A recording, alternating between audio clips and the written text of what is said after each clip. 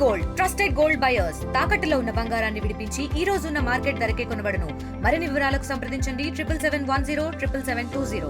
Right, చూసుకుంటే betting app promotion చేసినందుకు విష్ణుప్రియకి and Ritu చౌదరికి ఇద్దరికి నోటీసులు ఇస్తే వాళ్ళు ఈరోజు హాజరవడం జరిగింది. సో దాదాపు విష్ణుప్రియకి 10 గంటల పాటు విచారణ చేయడం జరిగింది. ఈ 10 గంటల సుదీర్ఘ కాలం వారిని పదే ప్రశ్నించినా కూడా విష్ణుప్రియ స్పందించలేదన్నట్టుగా సమాధానాలు వస్తూ ఉన్నాయి. అయితే దీంతోపాటు రితు చౌదరికి కూడా దాదాపు సుమారు 6 నుంచి 7 గంటల పాటు విచారణ జరిగినట్టుగా తెలుస్తూ ఉంది. సో ఏదైతే ఈ విచారణ సమయంలో రితు చౌదరి అయితే కొంచెం దేనికి స్పందించకుండా నాకేమీ తెలియదు అన్నట్టుగా పడనట్టుగా ఉన్నట్టుగా తెలుస్తూ ఉంది.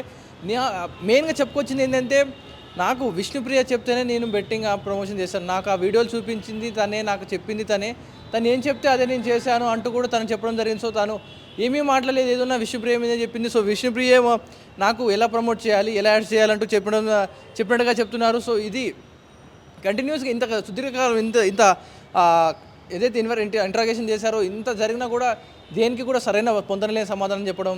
అంటే మీకు ఎవరిచ్చారు ఈ బెట్టింగ్ యాప్కి అమౌంట్స్ కానీ, మీకు ఎవరిచ్చారు, మిమ్మల్ని ఎవరు కాంటాక్ట్ అయ్యారు, మీకు ఎంత అమౌంట్ వచ్చింది, ఇలాంటి పూర్తి ఎన్నో క్వశ్చన్లు వేసినా కూడా ఏమీ తెలియనట్టుగా ఏదో వచ్చింది చేసాం అయిపోయింది మమ్మల్ని క్షమించండి అంటూ అనడమే తప్ప మేము పూర్తి వివరాలు అయితే బయటపెట్టలేదు.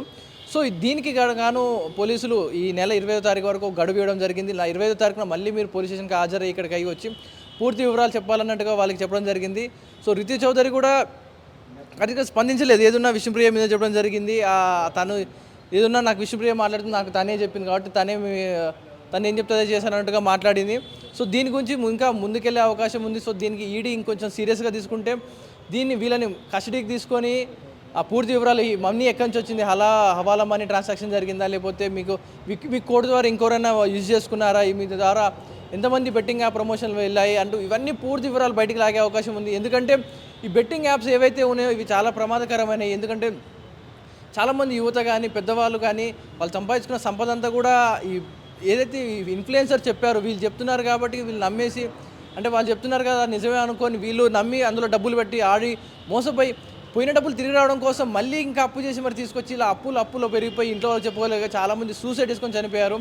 ఎన్నో ప్రాణాలు పోయిన సంఘటన జరిగింది. అంటే వాళ్ళ శవాల మీద ఏరుకున్న డబ్బులే ఇవన్నీ కూడా. అంటే ఇప్పటికి విష్ణుప్రియ ఒక వీడియోకి నాకు 90,000 వచ్చింది, అట్లా 15 వీడియోలు చేసినండి, సుమారు కొన్ని లక్షలుగా వచ్చినాయి. ఇవన్నీ కూడా కొన్ని శవాల నుంచి తీసుకున్నట్టుగానే తెలుస్తూ ఉంది. ఎందుకంటే ఇలా చూసుకుంటే భయ్యా సన్నీ యాదవ్ కానీ, పరేషాన్ బాయ్స్ కానీ ఇలా కొంతమంది చాలామంది కూడా కొన్ని లక్షల కోట్లలో తీసుకున్నారు. హర్షసాయి కావచ్చు, వీళ్ళందరూ కూడా అంటే వీళ్ళు డబ్బు తీసుకున్నారు, వీళ్ళు హ్యాపీగా ఉన్నారు. కానీ వీరు వెనకపోయిన ప్రాణాలు ఎన్నో, వీరు వెనక జరిగిన మరణాలు ఎన్నో, ఎన్ని కుటుంబాల ఘోష ఇందులో ఉంది.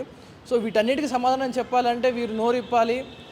ఎవరు చేపిస్తున్నారు, మీ ప్రమోషన్స్ ఎక్కడి జరుగుతుంది, హవాలా ట్రాన్సాక్షన్స్ కానీ, ఇప్పుడు నీకు ఒక పర్సన్ అమౌంట్ పే చేశాడంటే అవి ఎక్కడికి వెళ్తున్నాయి, వీళ్ళకి ఎలా చేరుతున్నాయి, క్రిప్టో కరెన్సీగా మారి దేశాలు మారుతూ ఉన్నాయి ఒకరికొకరు కనెక్షన్ లేకుండా.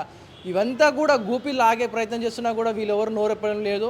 ప్రస్తుతం కొంతమంది పరారులో ఉన్న వాళ్ళని కూడా పోలీసులు త్వరలోనే పట్టుకునే అవకాశం ఉంది. వాళ్ళని పట్టుకుంటే ఇంకా పూర్తి అవకాశం సమాచారం వచ్చేది. ప్రస్తుతం వీళ్ళు కూడా విష్ణుప్రియ కానీ రితు చౌదరి కానీ మీడియాతో కానీ ఎలాంటి మాట్లాడకుండా ముఖానికి ఏదో దొంగల్లా వచ్చారు, దొంగల్లా అన్నీ ముసుగేసుకొని, అంటే వాళ్ళు తప్పు చేశారని వాళ్ళు నమ్ముతున్నారు కాబట్టి ముసుగేసుకొని అలా మీడియాని తోసుకుంటూ కూడా వాళ్ళ కొంతమంది మనుషులతో మీడియాని తోసుకుంటూ ఇక్కడి నుంచి వెళ్ళడం జరిగింది. అంటే వెళ్తాను సైడ్ ఇవ్వండి అని కూడా కాదు, మీడియాతో కొంతమంది బౌన్సర్లు, ఆ సివిల్లో ఉన్న బౌన్సర్స్ లెక్క ఉన్నారు మనుషులు, మీడియాని తోసుకుంటూ కార్లోకి ఇక్కడి నుంచి వెళ్ళిపోయినట్టు సంఘటన జరిగింది.